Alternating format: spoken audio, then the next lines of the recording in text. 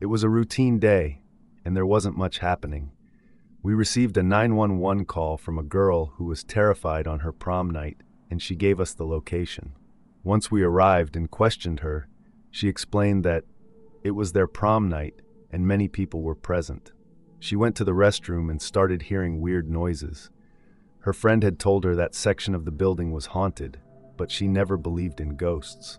The strange noise was like a creaking sound coming from their bathroom closet. Initially, I thought it was just due to the old building, so I ignored it. However, the sound grew louder and louder.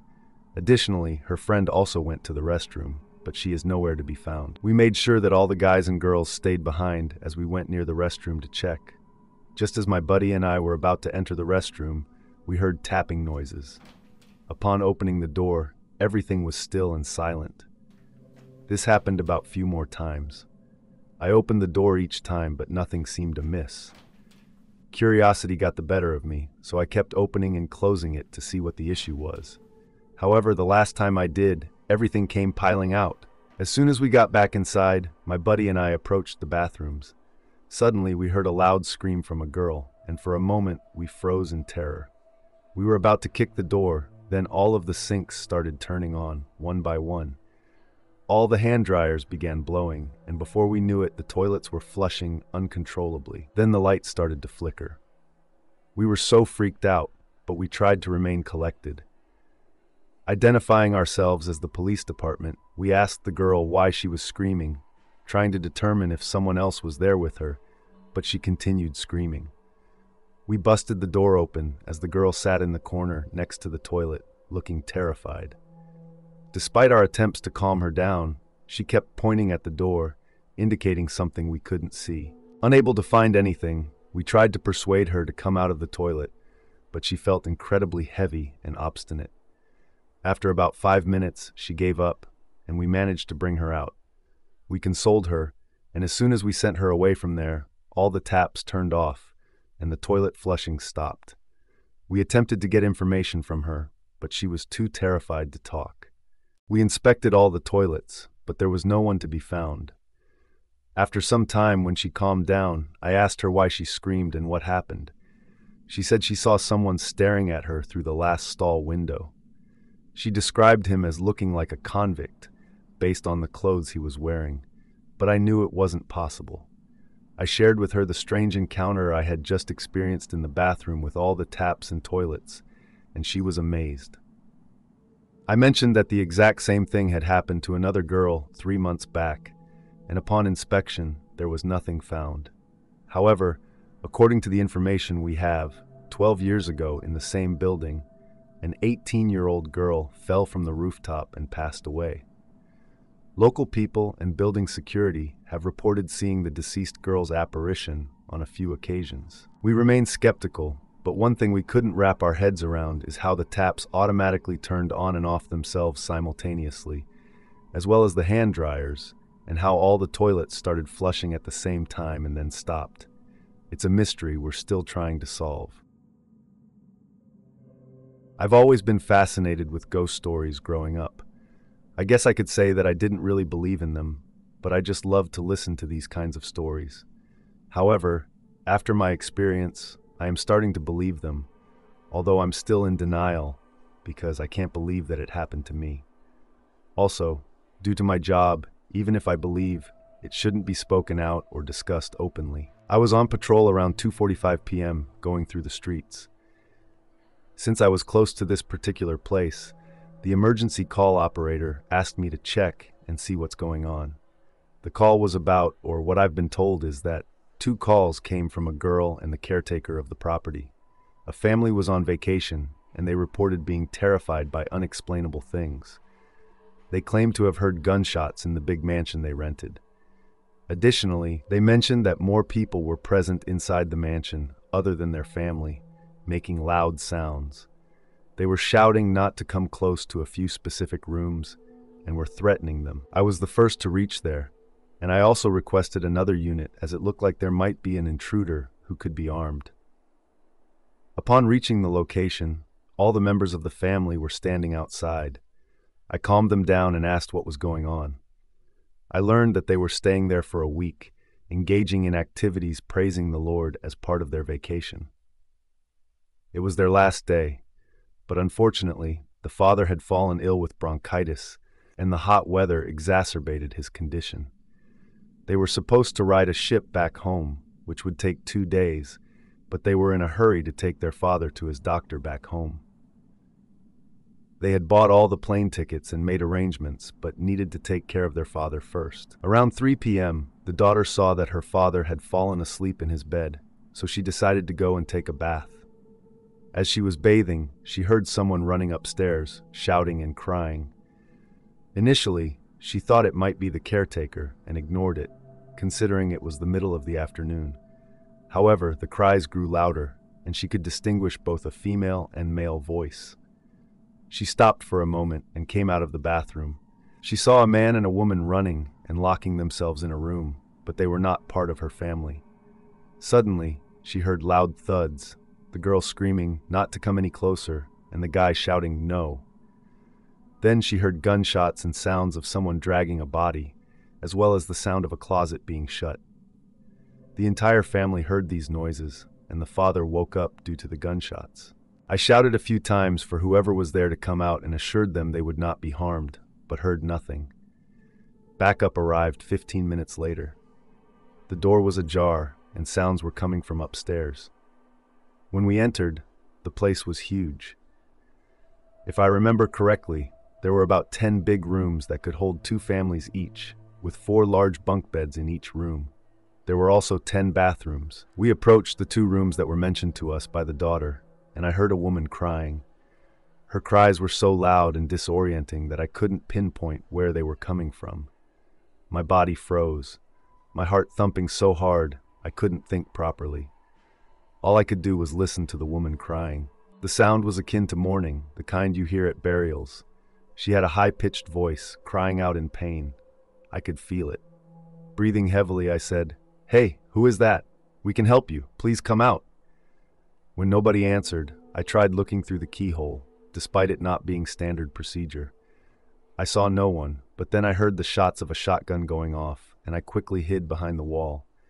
We continued shouting for whoever it was to drop the gun and come out.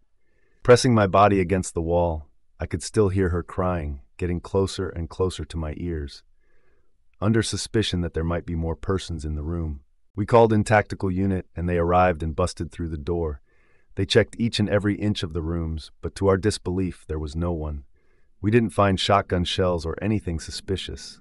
Everything was eerily calm.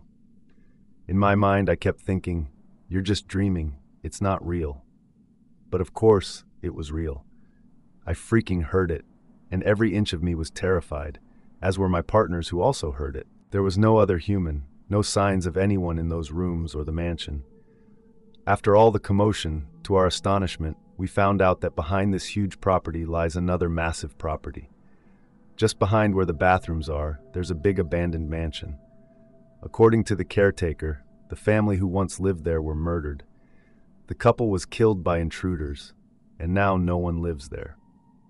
Learning this kind of removed some feeling that we were fools, as we appeared to each other a few hours back. Me, my wife, both of us are police officers, with our 2 kids just moved into an apartment recently. The previous tenant said he had a different roommate or some strange presence in the apartment. Though he expressed many strange experiences he had, he believed that something had to do with the master bedroom, and he thinks that is where this strange presence lived. Since we don't believe in such things, we ignored it. I was out of town on an important conference. My wife called me in the middle of the night around 2 a.m., saying the kids are screaming, and she also witnessed a figure in the dark. Upon inspection, she mentioned it's not human. I made sure she already called 911, and she did. I asked her to take the kids and to leave the apartment and get to the ground floor, which is where the leasing office lobby is present. Once my family reached there, I asked her to explain everything in detail. Roughly starting around 12:30 a.m., she noticed the activity between 2 a.m. and 3 a.m. But since the wintertime change, it has moved up an hour to 1 a.m. to 2 a.m. Makes sense if it is a residual haunting. The event will play back at the time it originally occurred, so the hour difference coincides with the haunting. She started to hear an ominous sounds of wings flapping, house settling noises, like the walls creaking or when someone walks, loud thumping. No neighbors are present. They recently moved out, so we can't suspect it's their doing. She also felt early that night, around 12:45 to 1 a.m., something sat on the edge of her bed, felt the bed move and tilt a little bit. This happened few times. Also heard footsteps walking around the perimeter of our bed. Then she mentioned that those steps disappeared into the direction of our bathroom. The bathroom lights were turned on, as well as the exhaust. The same moment she and the kids heard blinds on the windows tapping against each other for a few seconds. Also felt someone touched her feet and the kids' hands. Something touched her face when she was lying in bed, on her back, with the covers pulled out completely. The kids told her that they have heard things like something moving in the closet, things that are neatly tucked away on shelves that shouldn't move. She mentioned that as the kids heard an ominous cry, they screamed, and when she went to them and got them out and headed towards the main entrance, that's when she noticed a dark figure. I spoke to her and the kids, consoled them until the police arrived and cleared that there's nothing present. I requested them to arrange temporary accommodation in a nearby motel.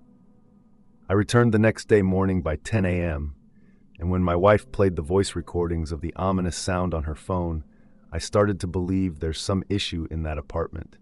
And in 2 days, we moved to a different apartment in the same community. As a law enforcement official myself, it wasn't easy for me to believe such strange paranormal things can also exist, and this incident made me realize they do exist.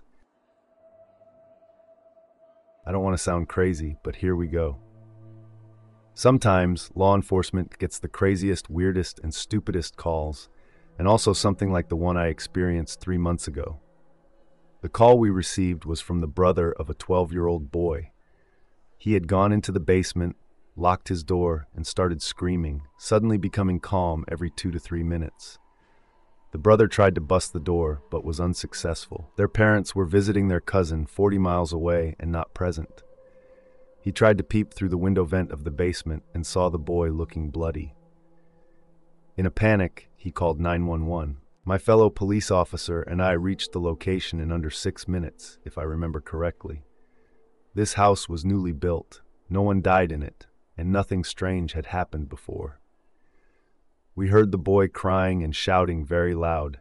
It was astonishing to me that a 12-year-old boy's voice could reach such a high pitch.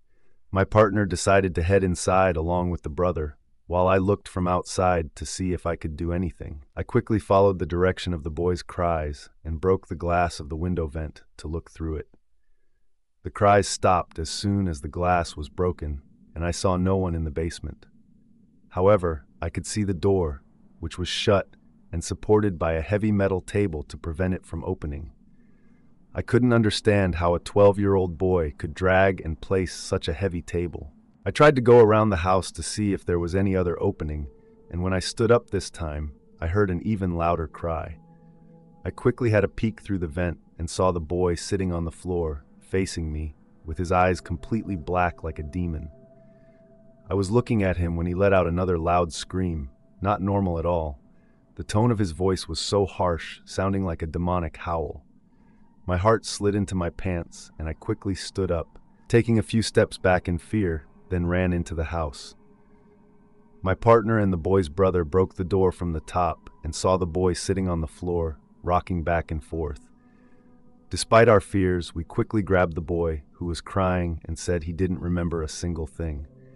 We brought both brothers with us to the station and called up their parents. We waited until they arrived and told them everything before they returned home. We were in touch with them, and a few months passed without anything strange happening, until one day when the boy's brother had to go into the basement again. This time it was different. There was a more sinister atmosphere. Then he heard a howl, static, like something talking to him. He ran out, so freaked out. Then that shadow followed him to his room and began to mess with his electronics, turning them on and off, and then trying to talk to him again. His parents said that the boys cannot go into the basement anymore, as something strange is present. Down there scares them. After that, we didn't hear such things from them again, but we are still puzzled about what we saw that day. I hope time will tell, and I also hope it doesn't. This incident occurred about 6 years ago. We received 4 to 5 calls from a little boy reporting that his 8-month pregnant mother had passed out and was not waking up. And also during the call, we heard sounds of the children crying in the background, but no location was given. It came from a landline, so we were able to trace the address and arrived there with the emergency unit. The house was very large, with 5 spacious bedrooms, a kitchen, 2 toilets, and a living room on the ground floor, along with a long corridor. It was dark, apart from a few dim lights. As my partner and I went through the rooms, suddenly, to the sounds of a crying baby, my whole body went numb.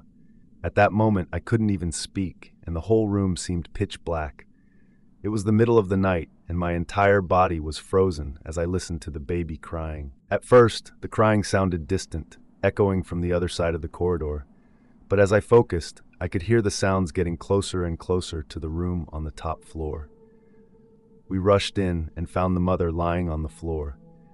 As we approached her, the crying stopped, and the emergency unit began to take care of her. Then, we searched the room and the entire house, but there was no sign of the baby, nor could we hear any other sounds. A few minutes later, the husband arrived home, and I was a bit upset that he wasn't there to take care of her. I asked him where he had been, and he said he went to get medicines and food for his wife. So I asked him, "Did your son make the call?" He replied, "No, we don't have children as of now. 2 years before, due to some mishap after the delivery, our son passed away." Despite his words, we couldn't shake the feeling, and we told him that we heard a baby crying. He insisted there was no one else in the house. To our disbelief, we searched every corner again, but found no children present. Whose cries were those that we heard? Who made the 911 call from the home, as the husband was not present at the time? Who was the little boy who made the call? How did the cries stop exactly when we went near the mother? I can't say it's supernatural or from what I've read somewhere in Indian scripts. It was mentioned that children can hear while they are in the mother's womb. Our bodies are the most complex engineering marvels ever created. The baby and the mother were safe, and we are very grateful.